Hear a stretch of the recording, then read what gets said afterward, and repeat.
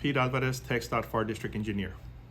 Pete, it's great to catch up with you again. We've got a specific topic we want to talk to you about today, the US 83 Regional Corridor Study. We got that advisory from TxDOT recently to say that there's some movement on that study. Can you tell us, first of all, where all this came from, the idea that TxDOT will study this route between Laredo and the Rio Grande Valley? Yes, sir. So back in 2021, as part of the Texas-Mexico Master Border Plan, we identified that there was a need for a study. Obviously, there's a lot of movement, if you will, between the Valley and Laredo. And so US 83 is a major route. US 83 I-2 depends on what location you're in. It has dual designation. But the whole thought and idea was, okay, how do we improve safety? How do we improve mobility?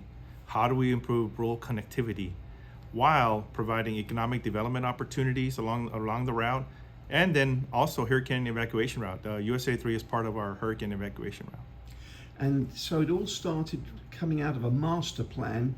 Tell us what that master plan is or was. So basically, within 50 miles of the international border, both Texas and Mexico are looking at what improvements would be needed.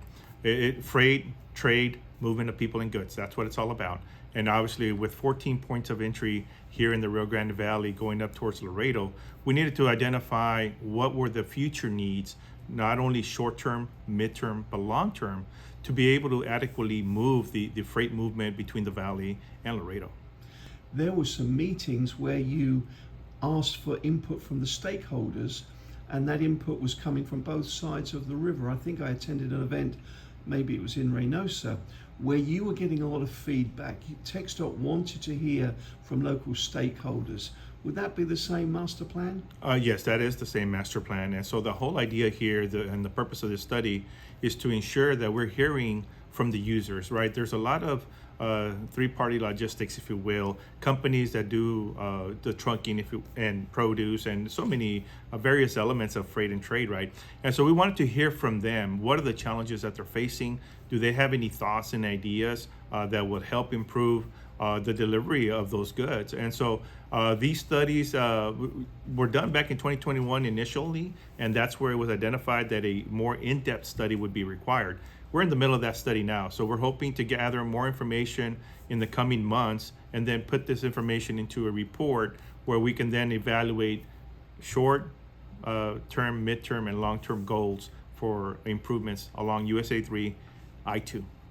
So the study's underway now. It's not finished yet. You haven't got a conclusion yet. That's exactly right. We anticipate having a final report probably in August of 2024, I'm sorry. 2024. Yes, sir. And so does your study, from what you've been able to study so far, have you got sort of numbers on how much increase in truck traffic there's been along 83 between Laredo and the Valley? Everyone thinks it's getting bigger and bigger, greater and greater trade, but do you have any numbers for us yet? So no, we don't have any numbers per se. We do know that the numbers are going to continue to increase. Right now we have had a couple of projects in construction on US 83. And once these projects are completed, if you will, we acknowledge that there will be more use. Right now, if you're going from the Valley to Laredo or vice versa, some people will take US 281, State Highway 285, Falfurrias to Hebbronville, and then 359 up to Laredo, along with other routes. But US 83 is actually the shortest route between the Valley and Laredo. So once these routes are completed, there's no doubt about it, it'll become an interstate and ultimately interconnect to communities. Well, at that point, I think I should congratulate TxDOT. You've shaved a little bit of time off already with that La Jolla bypass. That's incredible. Yes, and thank you for acknowledging that. The US 83 relief route provides that relief for congestion in that area. And our goal here is to continue that development further north all the way up to Laredo. Yes, because I noticed in the advisory, or when you click through on your website and you discuss certain cities along the way on that route, that possibly a long-term objective would be to have a relief route around Roma, Rio Grande City, Sullivan City, etc. That's in your thoughts? That's exactly right. So we refer to that as State Loop 195. State Loop 195 will be the US 83 relief route. And in essence, it'll provide an alternative corridor to improve safety, to relieve congestion, improve mobility, and really connectivity in the entire region. And so there'll be a parallel route within Stark County. You look at Stark County, 60,000 plus in population, and when you take into account all the visitors coming from Mexico, that community is growing, so we need to make sure that we have adequate east-west movement as well. I'll tell you there that the Stark County Judge Eloy Vera will dispute the 60,000. That's what the census says. He says there was a massive undercount during the census. He thinks it's over 80,000. But whichever, there's a lot of movement there. There's no doubt. The four incorporated cities, La Grulla, Rio Grande City, Escobares, and Roma, all these communities are growing and thriving. So as a parallel route to 83, bypassing those cities, making it an easier run from the valley to Laredo. No, that's exactly right. We like in the Palmview, Peñitas, La Jolla area, where you have seen a relief, where it's a straight shot. No longer you having to go through 7 signals, I think it is, in that area. This will provide the same thing. I don't know the exact count of number of signals within Stark County, but there are a lot. And so, 40,000 ADT, average daily traffic, that utilize US 83 in that region. And so this State Loop 185 is going to be a tremendous relief. Since you've announced the studies underway, what sort of feedback are you getting both from the folks in Laredo and the Valley that use that route? They're all for it. At the end of the day, it's about time. Time is money. People want to get to the destination, whether you're coming from Laredo and your destination is South Padre Island or vice versa. If you're a trucker, you're going back and forth, if you will, moving goods. People want to save time, and projects like this will, in time, improve the safety, efficiency of the movement of goods. So let's fast forward and say the study's complete.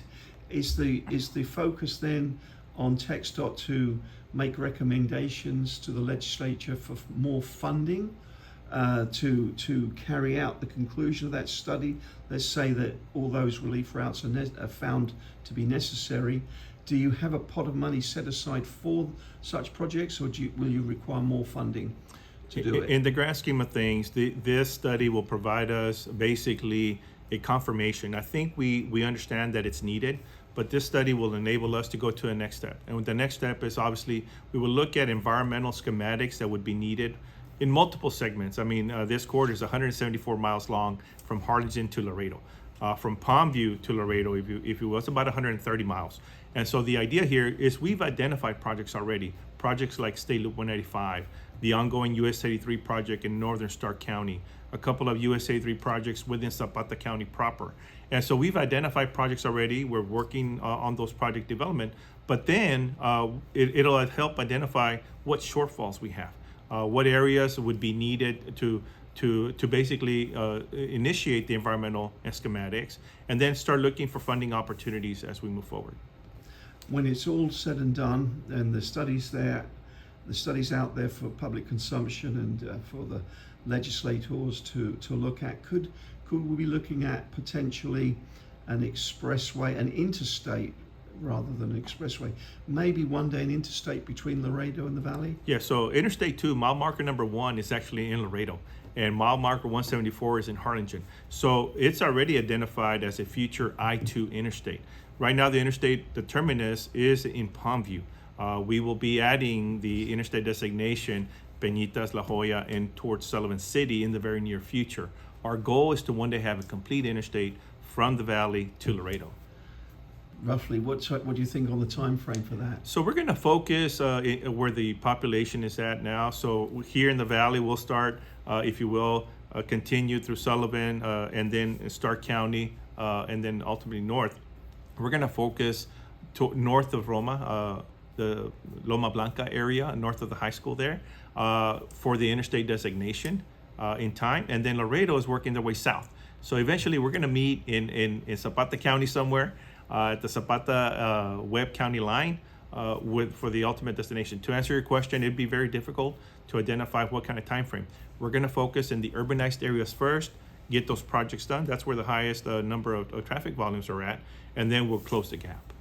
Just curious, you're the engineer for the Pharr District. Does that include Laredo, or do they have their own engineer? They have their own engineer. Webb County is the southernmost portion of the Laredo district, and so they have their own engineer. His name being? Epi Gonzalez. You work very closely with him. Epi obviously used on- to work, Epi and I worked together for 25 years here in the Pharr District, so he's now the Laredo DE. And we work very closely together to ensure that studies like this are executed and we develop and working to close that gap between the Valley and Laredo. Yeah, both working on this project together. Yes. Yes. Good. Well, Pete, those are all the questions I have. I know this is just a sort of a brief overview of things, but have I missed anything out? Is there anything else you'd like to tell the viewers? So when all is said and done, safety is the #1 priority for TxDOT, and I think that we need to continue to acknowledge as the community continues to grow, we need to make sure that we're focusing on the task at hand. No distracted driving, focus on the driving, slow down. If you happen to be in a construction work zone, make sure you're obeying the work zone signs, if you will, and follow direction.